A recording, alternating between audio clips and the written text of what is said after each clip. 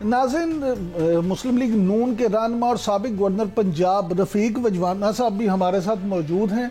हम कोशिश करेंगे कि रजवाना साहब से मुल्की सियासत और मौजूदा जो कशीदगी है इसके हवाले से जितने भी सवालात हैं उनके जवाब जान सकें। थैंक यू वेरी मच रजवाना साहब, आपने वक्त दिया। सबसे पहले तो सर ये बताइए कि PTI ने DGISPR की जो कल प्रेस कॉन्फ्रेंस थी उसके ऊपर रद्द-ए-अमल देते हुए ये कहा है कि रियासत की तमाम पॉलिसीज़ का असर नो जो है वो जायज़ा लेना चाहिए। आपके ख्याल में क्या ये उनका मुतालबा जायज़ है? देखिए, पहले तो वो खुद जायज़ा लेंगे, ठीक है जी, कि उन्होंने कहाँ अपनी हदूद को क्रॉस किया है, कहाँ अपनी हदूद के अंदर रहे।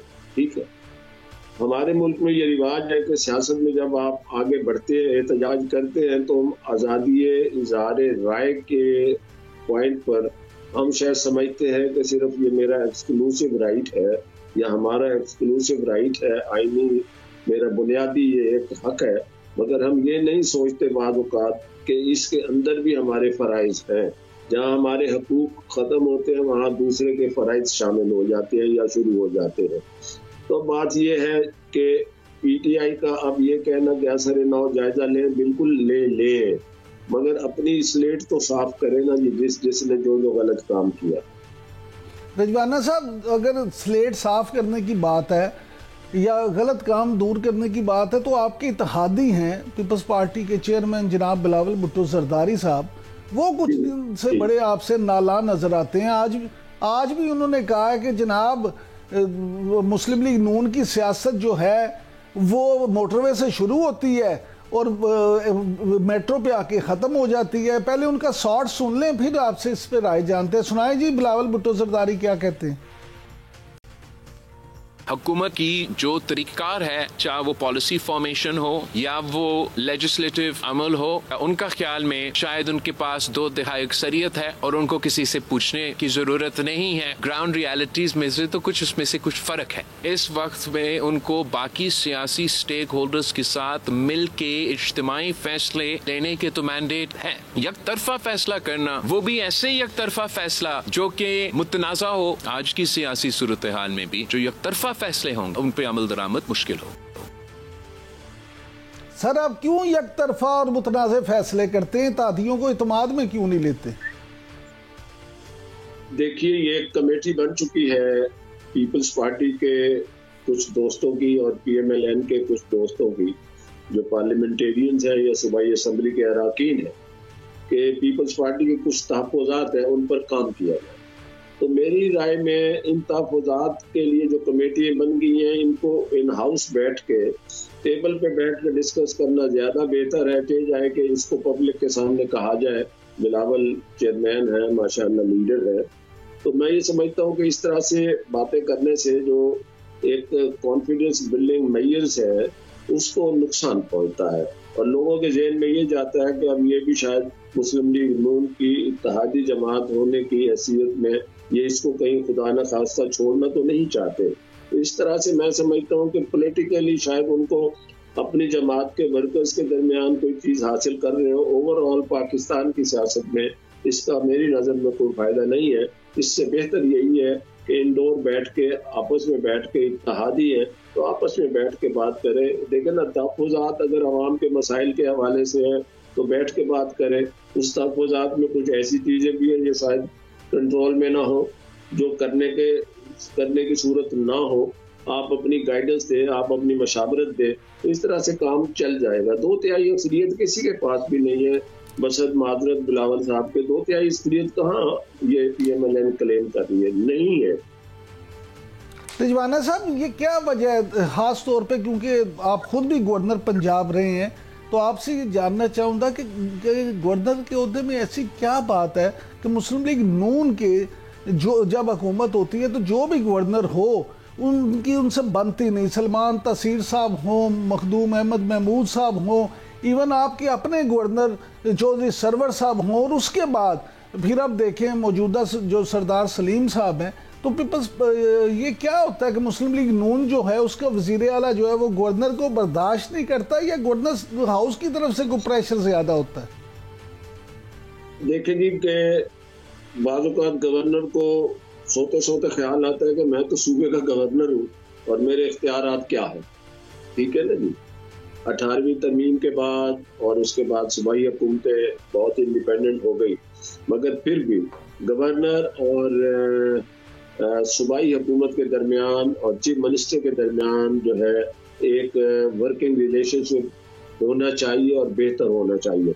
तो अब बात यह है कि वो कहीं ना कहीं ऐसी बात आ जाती है इख्तलाफ की, तो उसको इख्तलाफ को बैठ के सेटल करना चाहिए।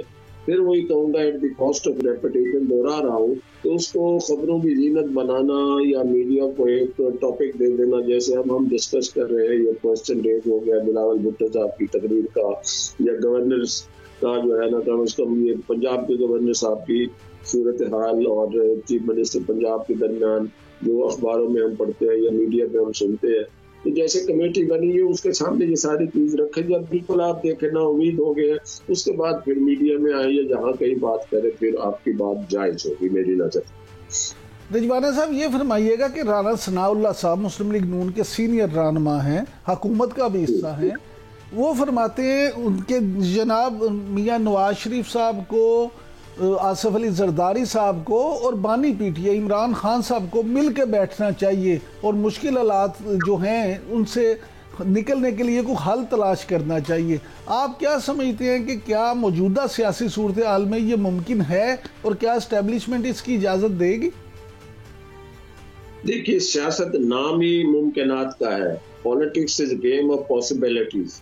ठीक है, इस वक्त जो ज़ीरक या सरकर्दा रहनुमा है यही पार्टियों के हैं। मियाँ नवाज शरीफ साहब हैं, आसिफ जरदारी साहब हैं और इमरान खान साहब भी इस बारे में सोचे तो तैयार तो सारे हैं, मगर इमरान खान साहब किस हद तक तैयार हैं? हुकूमत जितनी अपनी ख्वाहिश का इजहार कर रही है, हुकूमत तो नहीं चाहती कि हर वक्त जो है ना मेरे अगेंस्ट मार्च होता रहे, एहतजाज होता रहे, शोर शराबा मचता रहे, टीवी पे हुकूमत के खिलाफ प्रोग्राम चलते रहे। नो गवर्नमेंट कैन अफोर्ड है। अब इसी हवाले से मैं समझता हूँ, आज भी मैं दोपहर को मेरे दफ्तर में मुल्तान में हूँ, तो मेरे पास कुछ सरकर्दा एक दो दोस्त, मेरे पीटीआई के सरकर्दा दोस्त आए हुए थे, यही बात कर रहा था। मैंने कहा देखिए, इसको डील का तासुब नहीं देना चाहिए। बात यह है कि इमरान खान साहब को अब देखना चाहिए कि उन्होंने लड़कर सारा कुछ देख लिया, क्या इस लड़ाई को बढ़ाना है या इस लड़ाई को कम करना है? आए अपने मैदान में आराम से काम करें, और क्या ही बेहतर होता, मैं तो पहले दिन से ये कह रहा हूँ कि क्या ही बेहतर होता कि इमरान खान साहब अदम एतमाद के बाद एक मुअस्सर लीडर ऑफ द अपोजिशन बन के पार्लियामेंट में उभरते और फिर सड़कों में भी जो एहतजाज भी करते, मगर असल बात थी मुअस्सर आवाज उठती है पार्लियामेंट में। ना ये 9 मई का वाक़या होता, ना ही 26 नवंबर के वाक़े होते, और पार्लियामेंट में आवाज उठाते तो शायद ये तो 2024 वाला इलेक्शन भी ऐसे तरीके से लड़ लेते वो, और उनको ये शायद जो उनकी अपनी शिकायत है कितनी दुरुस्त है कितनी गलत है वो तो अदालतें फैसला करेंगी, तो ज्यादा मुनासिब था। अब यही एक सवाल पैदा होता है कि अदम एतमाद के बाद एहतजाज की तहरीक चलाने से, उसी फौज को या उसी एस्टेब्लिशमेंट को बुरा भला कहने से कि जिनकी हमारी नज़र में, लोगों की नज़र में जिनके सहारे उनकी हुकूमत बनी थी, अब उसी को इस तरह से बुरा भला कहना। आपको वो इदारे हैं, ठीक है, उनसे शाकी हर गवर्नमेंट रही है, उनसे शाकी हर सियासी जमात रही है। मैं तो यहाँ तक कहता हूँ पाकिस्तान की मईशत को इस वक्त सियासी इस्तेकाम बहुत जरूरी है। दहशतगर्दी कहाँ पे जा रही है आप देखिए, भारत चनार में कितने दिनों से वो सड़कें रुकी हुई हैं, बच्चे वहाँ पे बस क्या कहें, मैं कहते हुए भी दिल दुखता है। मरीजों का कोई हाल नहीं, दवाएं नहीं है, खाने पीने की। मलिक साहब ये फरमाइएगा कि ख्वाजा साद रफीक साहब जो हैं वो आपके बड़े सरगर्म रुकन हैं, मुस्लिम लीग नून का हमेशा बड़े एक्टिव अप्रोच के साथ वो मेंबर रहे हैं, लेकिन आज तो उन्होंने भी ये कह दिया कि मुल्क दुरुस्त सिमत में नहीं जा रहा है, इसीलिए मैं हुकूमत का हिस्सा नहीं बना। तो आप क्या समझते हैं कि क्यों, क्या वजूहात हैं कि ख्वाजा साहब भी जो हुकूमत की कारकर्दगी से नाला ही नजर आए? उतार चढ़ाव देखे, जेलें देखी उन्होंने, मारे खाई, बहुत कुछ उन्होंने देखा, हकीकत पसंदी से काम लेते हैं। देखिए, मुल्क की दुरुस्त सिमत जो है इस वक्त हम किसी से भी किसी से पूछ ले तो सियासी तौर पर इस वक्त जो अफरा तफरी का आलम है, इसके सिमत दुरुस्त करना बहुत जरूरी है। और उन्होंने कुछ सियासतदानों के नाम भी लिए, मैंने कुछ हिस्सा उनकी तकरीर का सुना है। तो को इकट्ठा होना चाहिए। मुल्क को अपना है, सियासत अपनी अपनी है, जिद का और अना का मसला नहीं बनाना चाहिए। अच्छा, वज़ीर तवानाई जो है अवैस लगारी साहब, रिजवाना साहब, उन्होंने आज कहा है कि जी मार्च तक जो है वो निजकारी मुकम्मल हो जाएगी बिजली की तकसीम के निज़ाम की, और हुकूमत का बिजली की जो है तरसील उससे कोई ताल्लुक नहीं रहेगा। तो आप क्या समझते हैं कि इससे अवाम को फ़ायदा होगा या मज़ीद मुश्किलात बढ़ जाएंगी? देखिए, ये एक स्पेशल सब्जेक्ट है। एज ए लेमैन या जितनी मुझे शऊर है, जो मैं देखता हूँ, उस हवाले से शायद मुश्किलें कम हो जाए जब ये प्राइवेटाइज हो जाए, तो शायद कंपटीशन में सूरत हाल बेहतर हो जाए। क्योंकि इस वक्त तक जो बिजली की तस्सीम कार कंपनी है उनसे मोस्टली आवाम उनसे मुतमिन नहीं है, और उसमें बिजली का महंगा होना, IPPs के साथ मुआहदे, सारी चीजें शामिल है। तो ये हुकूमत तो बड़ी तनदेही से काम कर रही है। तो उन IPPs के साथ गुफ्तशुनीद कर रहे हैं, कुछ IPPs के मुआहदे खत्म हो गए, कुछ को रिवाइज कर रहे हैं, कुछ को रीनेगोशिएट कर रहे हैं। ये बहुत बड़ा इशू है। अगर मैं समझता हूँ हुकूमत वक्त अगर ये बिजली को सस्ती कर जाती है तो बहुत बड़ा कारनामा होगा। सनत के लिए भी सस्ती होनी चाहिए ताकि हम कंपेटिटिव हो, एक्सपोर्ट हमारी कंपेटिटिव हो, हमारी इनपुट कॉस्ट कम हो, और ग्रेडियो सार्फिन को सर आखिर में सिर्फ ये बता दें कि जो मुज़ाकराती टीमें हैं दोनों, PTI की और मुस्लिम लीग नून की या इत्तेहादियों की, आप क्या समझते हैं इन मुज़ाकरात का कोई मुस्बत नतीजा निकलने की उम्मीद की जा सकती है?